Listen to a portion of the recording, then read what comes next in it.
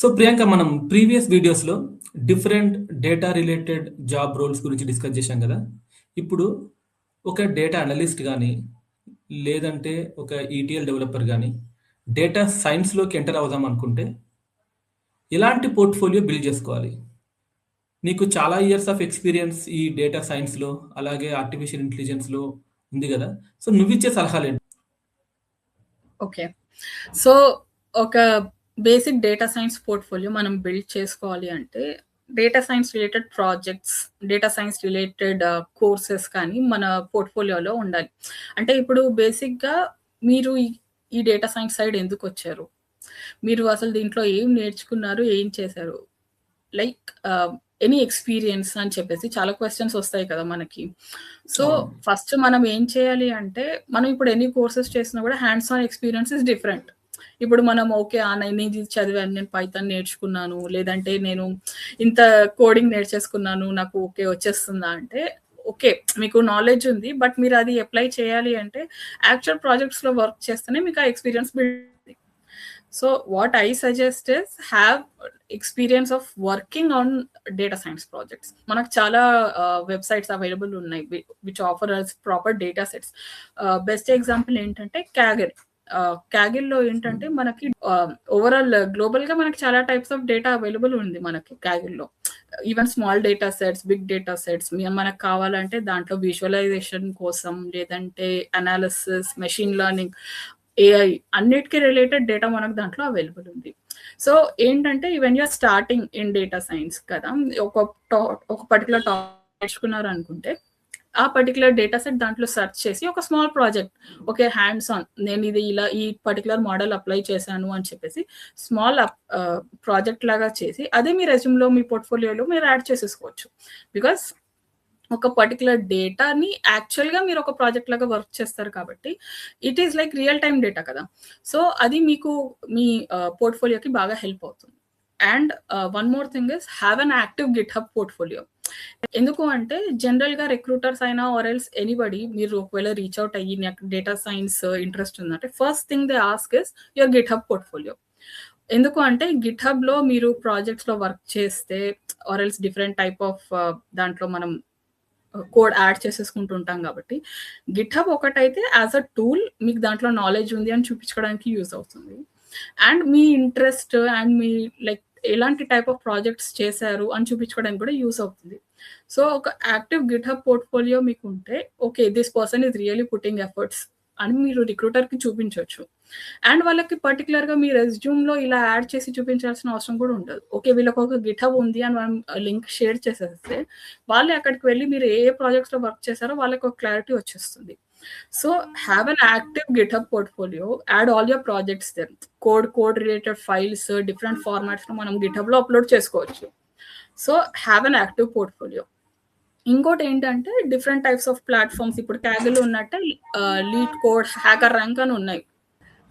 Lead code and HackerRank platforms ఏంటి అంటే for learning and also like అప్లయింగ్కి use అవుతాయి. మనకు డేటా స్ట్రక్చర్స్, అల్గారిథమ్స్, లేదంటే ప్రోగ్రామింగ్ రిలేటెడ్ ఎలాంటి టైప్ ఆఫ్ ప్రాక్టీస్, మనకు ప్రాక్టీస్ చాలా అవసరం కాబట్టి సో లీడ్ కోడ్, హ్యాకర్ ర్యాంక్లో డిఫరెంట్ టైప్ ఆఫ్ క్వశ్చన్స్ ఉంటాయి from basic, intermediate, advance, different లెవెల్స్లో. ఇంకో అడ్వాంటేజ్ ఏంటంటే they have courses also available for free, certifications courses. అంటే మీరు ఇన్ని క్వశ్చన్స్ సాల్వ్ చేస్తే మీకు సర్టిఫికేషన్ వస్తుంది. It has different levels of certification, basic, advanced అని కూడా. ఎస్క్యూఎల్ అయినా సరే, like any algorithms, machine learning related ఎలాంటి టైప్ ఆఫ్ క్వశ్చన్స్ అయినా మనకు ప్రాక్టీస్ చేసుకోవడానికి హ్యాకర్ ర్యాంక్, లీడ్ కోడ్ కూడా బాగా యూజ్ అవుతాయి. అండ్ దాంట్లోనే ఇంకో అడ్వాంటేజ్ ఏంటంటే they have different types of interview questions also. Like suppose మీరు ఒక డేటా సైన్స్ రిలేటెడ్ రోల్ ఏదైనా సరే, ఇప్పుడు అనలిస్ట్, ఇంజనీరింగ్, ఎనీథింగ్, మీరు ఒక రోల్కి అప్లై చేస్తే most of the companies they have one coding round or technical round where they test you like on video, మీరు ఎలా సాల్వ్ చేస్తున్నారు ఏంటి అని. మోస్ట్ ఆఫ్ ద కంపెనీస్ ఇంకా ఏం చేస్తారంటే వాళ్ళు డైరెక్ట్ హ్యాకర్ ర్యాంక్ త్రూవే వాళ్ళు టెస్ట్ కండక్ట్ చేస్తారు త్రూ పార్ట్నర్షిప్. సో అది మీకు బాగా ప్రాక్టీస్ అవుతుంది. Like different types of interview questions మీరు ముందే చేసుంటారు కాబట్టి it will help you a lot during interviews. So LeetCode and hacker rank are good sources. ఇంకోటి ఏంటంటే చాలామంది హ్యాకథాన్స్లో పార్టిసిపేట్ చేస్తారు. హ్యాకథాన్ ఏంటంటే you can do it in your free time. So under pressure మీరు ఒక ప్రాజెక్ట్లో ఎలా వర్క్ చేస్తారు, మీకు బాగా లైక్ యూజ్ అవ్వాలి, మీకు మంచి ఐడియా రావాలి అంటే hackathons are the best source. So మీ థింకింగ్ మీరు ఎక్స్పాండ్ చేసుకోవడానికి ఇప్పుడు హ్యాకథాన్లో డిఫరెంట్ ప్రాజెక్ట్స్ వేరే వాళ్ళు కూడా సబ్మిట్ చేస్తారు. అది కూడా మీకు బాగా లెర్నింగ్ అవుతుంది. ఎందుకంటే ఓకే, నేను ఈ ప్రాసెస్లో థింక్ చేస్తే వేరే వాళ్ళు ఇలా థింక్ చేస్తున్నారు అని ఒక మీ ఐడియా వస్తుంది. సో హ్యాకథాన్స్లో కూడా పార్టిసిపేట్ చేస్తే ఏంటంటే నాలెడ్జ్ బాగా పెరుగుతుంది. And you can add it to your portfolio also. నేను ఈ హ్యాకథాన్లో పార్టిసిపేట్ చేశాను and if by chance you even win it, అది మీ పోర్ట్ఫోలియోకి బాగా హెల్ప్ అవుతుంది. ఓకే, ఎందుకంటే హ్యాకథాన్స్ బేసిక్గా 24 hours 48 hours ఉంటాయి. Within that time you are actually building a project. Build చేసి ఒకవేళ మీకు టీమ్ ఉంటే ఆర్ సింగిల్ పర్సన్ లాగా ఉన్నా కూడా you are building it and you are presenting it. So everything అందులో కవర్ అయిపోతుంది. Okay, they can work under pressure, they can present it to a crowd, they can handle a team. ఇలాంటివన్నీ మీకు through one single event మీరు ఈజీగా మీ పోర్ట్ఫోలియోలో present చేసినట్టు. అంటే you have good communication skills అని కూడా మీరు చూపించుకున్నట్టు. So that will help your portfolio a lot. And particularly మీరు ఇప్పుడు డేటా సైన్స్ రిలేటెడ్ హ్యాకథాన్స్లో పార్టిసిపేట్ చేస్తే it shows your technical knowledge also. So అది మీకు యూజ్ అవుతుంది. అండ్ చాలామంది బ్లాగ్స్ రాస్తూ ఉంటారు, లైక్ లేటెస్ట్గా డెవలప్మెంట్స్ ఏమొచ్చాయి ఏఐలో, డిఫరెంట్ పేపర్స్ గురించి, లేదంటే లేటెస్ట్ ఏ కంపెనీ ఎలా యూజ్ చేస్తున్నారు డేటాని, ఏమేమి జరుగుతుంది, డిఫరెంట్ టైప్ ఆఫ్ బ్లాగ్స్ ఉంటాయి.